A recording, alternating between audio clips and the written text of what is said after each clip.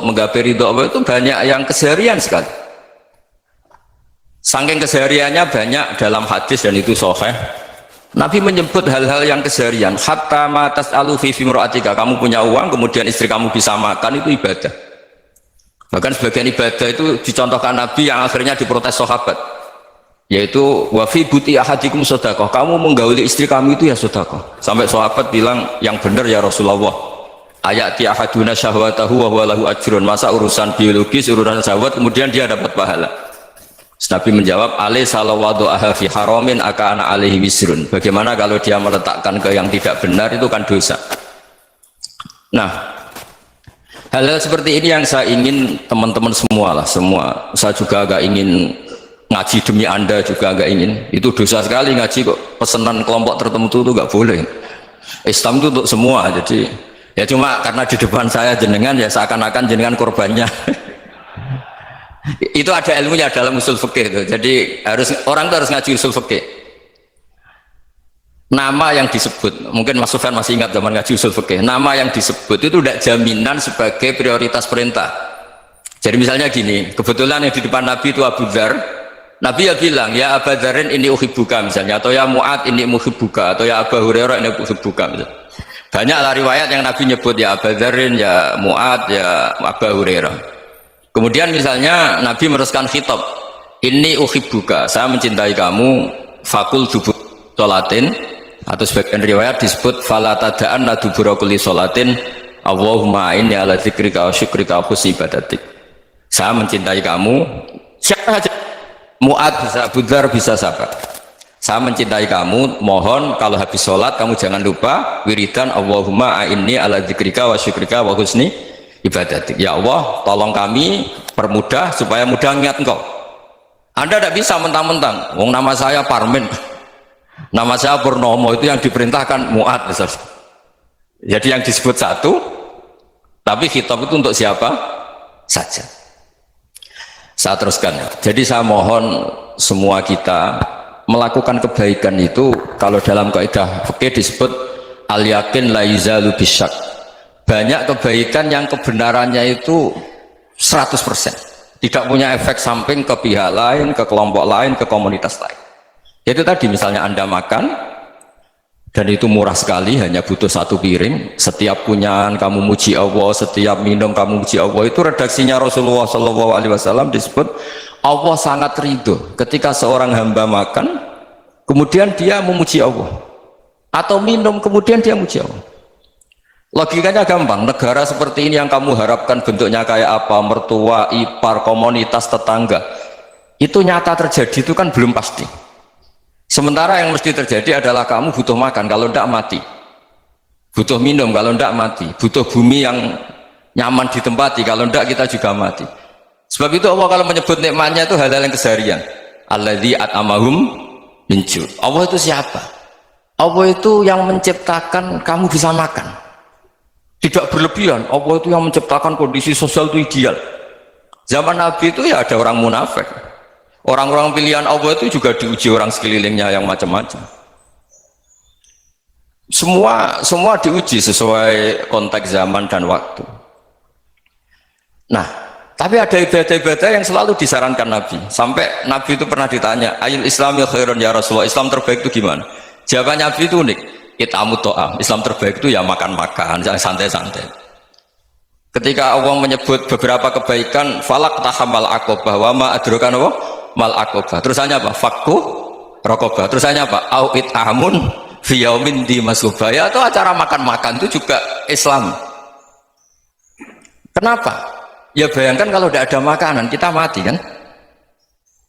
Kondisi sosial tidak ideal tuh Anda masih gak apa-apa, tapi kalau Anda tidak makan, Anda tidak minum, kamu punya istri cerewet masih bisa hidup, punya mertua cerewet masih bisa hidup, tapi kalau tidak makan bisa mati. Berarti penting mana istri sama makan? Penting mana? Makan. Semoga istri Anda dengar, nanti kamu disuruh makan tapi pulang deh. Itu kalau dibahasakan makan masih memahami. Penting mana nasi satu piring dengan istri? Nggak ada nasi mati, nggak ada istri belum mati. Penting mana? Gak berani jawab kan? Nah, ternyata Anda ada garang kan di depan istri. Jadi saya mohonlah, mungkin Mas Sufyan Sauri tadi yang bisa bantu lah. Teman-teman tuh ngaji yang keseharian saja. Karena kita nyari ridha Allah itu berdasar firman Allah. Dan firman Allah itu menyebut keseharian tuh riang, gampang. Yaitu tadi misalnya wa min ayatihi manamukum billaili wan nahar. Termasuk ayat-ayat Allah itu kamu tidur. Maka dulu itu ada guyonan, ada tokoh Mu'tazilah, kelompok dalam Islam yang berpikir manusia itu bisa menentukan ikhtiarnya sendiri. Karena saya bisa duduk, ingin duduk, ingin berdiri, berdiri. Karena kelompok ini nggak terima kalau semua kehendak Allah, nanti bagaimana kalau semua kehendak Allah kok ada hisab ya, ada sanksi. Lucunya itu dia akhirnya ini cerita ya, mencintai seorang perempuan cantik sekali. Dan itu dia menjadi ahli sunnah itu oleh hal-hal yang sepele. Karena istrinya cantik, ya namanya suami istri hubungan intim. Terus ditanya, Mas masih ingin lagi? Masih. Silahkan diulang lagi. Wah ya tidak bisa. Katanya manusia bisa menentukan yang diinginkan. Itu tobat itu. Itu nggak bisa ditobatkan Mas Sufyan Ats-Tsauri. Orang cantik yang mudah nobatkan orang itu orang cantik. Segampang itu. Akhirnya kita tahu. Makanya kalau dalam kitab Hikam itu disebut al-aqil mayakul madza yaf'alu wa hubi wal ghafil mayakul madza af'al. Orang yang punya akal karena sadar ini wilayah Allah, semua milik Tuhan. Itu dia tiap hari berpikir besok Allah akan melakukan apa terhadap dunia ini. Kamu merencanakan suatu mau plesir ternyata gempa, mau wisata ke Rusia ternyata perang. Kamu tidak pernah tahu apa yang akan terjadi besok. Wa ma tadri nafsum madza taksibu ghadan. Tapi anda semua kita ini sering punya jadwal permanen. Makanya saya kalau diundang siapa saja di sana takdir. Yang jelas Gus ini acara penting. Ya masih acara penting nak pangeran ngersakno piye? Kowe ape dadi pangeran? Kamu kok mau jadi Tuhan? Itu kadang ya kiai penting ke acara ini jenengan harus memastikan bisa. Loh kamu itu yang ngajarin tauhid sesuatu itu biadillah kok bilang-bilang apa pasti. Kalau saya terus tak tobatkan loh kamu kata saya. Ya kalau gitu Gus bilang insya Allah. Wah itu hati saya, fisik saya, roh saya sudah bilang insya Allah. Tidak usah kamu latih kata saya. Nah hal-hal tauhid keseharian itu gampang sebetulnya. Wal ghafil yaqulu madza af'al. Tapi orang yang lupa Allah dia setiap hari bilang besok apa? Kita bisa melakukan apa? Seakan-akan dia itu aktor, dia penting, dia subjek permanen, dia. Padahal kita ini hanya objek kehendak Allah Subhanahu wa taala. Karena kita yakin sesuatu yang terjadi di alam raya ini kita tidak bisa apa-apa. Makanya saya sering ngaji, sering bilang saya. Ketika Anda mensifati Allah, Dia yang menghidupkan. Sudah itu tanamkan sehingga ketika kita mati santai saja. Kenapa santai?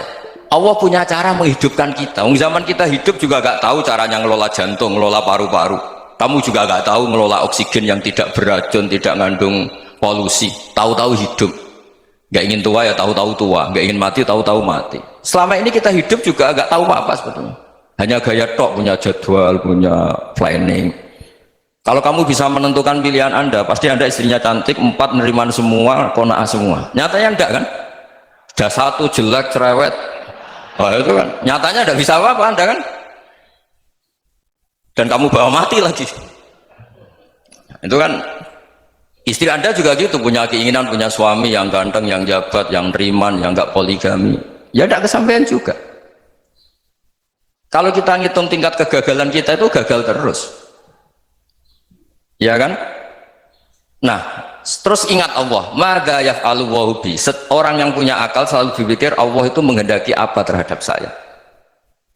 Dong sama-sama orang gitu. Melihat orang yang serius, itu kata Anda itu pemikir berat, serius, senang punya tokoh yang merengut tuh, karena kamu anggap serius. Tapi sebagian orang anggap orang yang serius itu wong merengut, wong masam, wong muka kok ditekuk.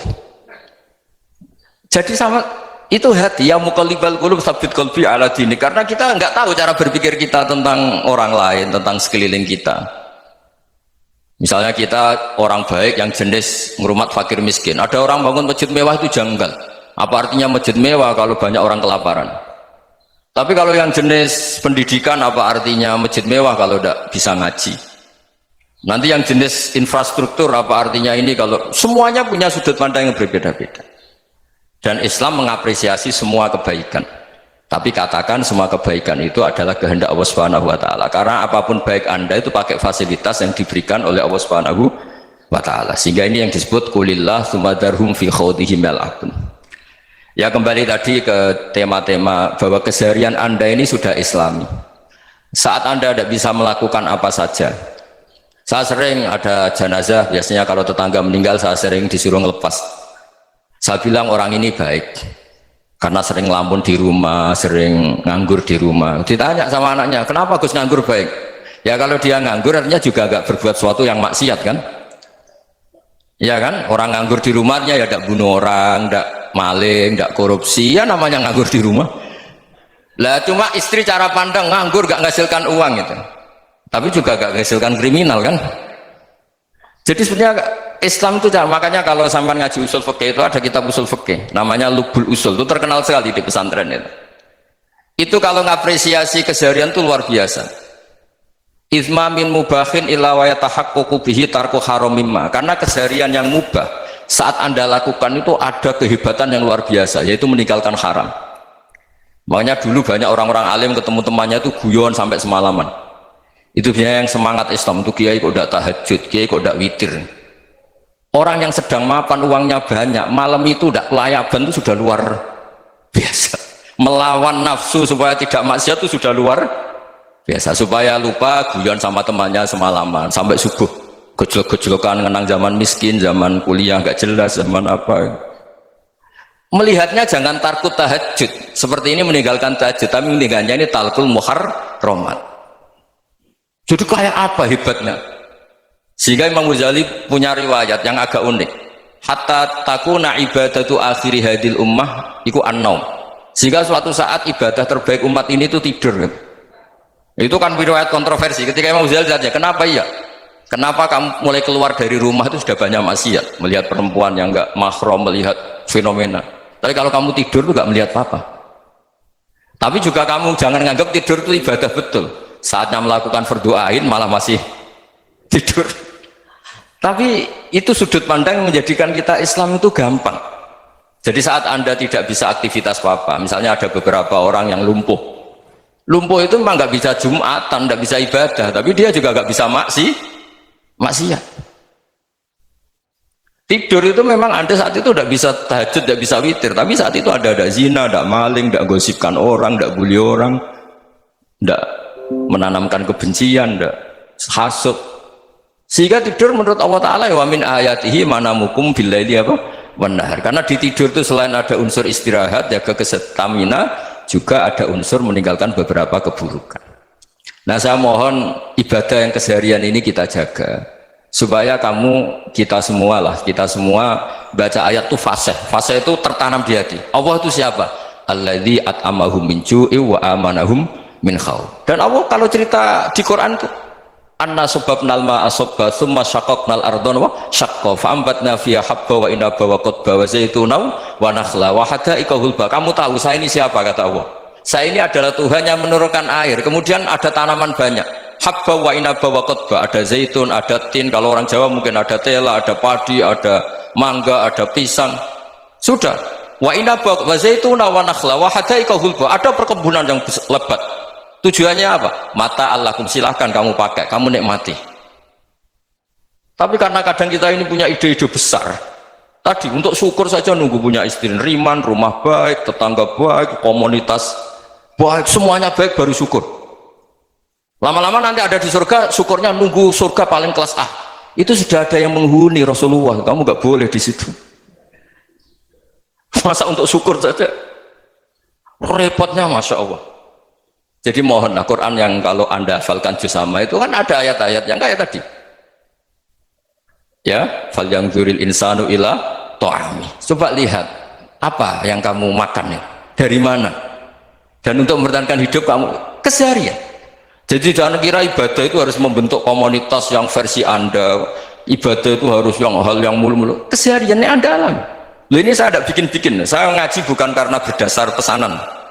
Itu ayat yang saya baca kan betul ada ayatnya kan, fal yang dzuril insanu ila ta'ami anna sababnal ma'a sabba thumma syaqqaqnal arda syaqqa fa ambasna fiha habba wa inaba wa qadba wa zaituna wa nakhla wa hadaiqa ghulba. Terusannya apa? Mata'al lakum, silakan kamu nikmati. Mata itu silakan kamu nikmati.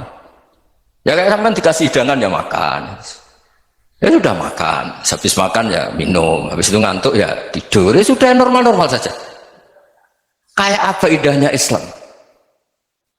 Tapi Anda mencari Islam yang gimana lagi? Nah itu yang diajarkan guru-guru kita, diajarkan sanad kita sampai Wali Songo, sampai Rasulullah SAW. Bahwa pada akhirnya ada jihad, ada perang. Itu dulu memang perang, bukan membunuh, beda.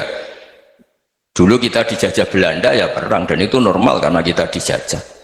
Jadi ketika orang lain ingin baik sama kita, wa in ahadum minal musyrikin astajaruka ya fajirhu hatta yasma'a kalam Allah. Kalau mereka ingin baik ya kita baik.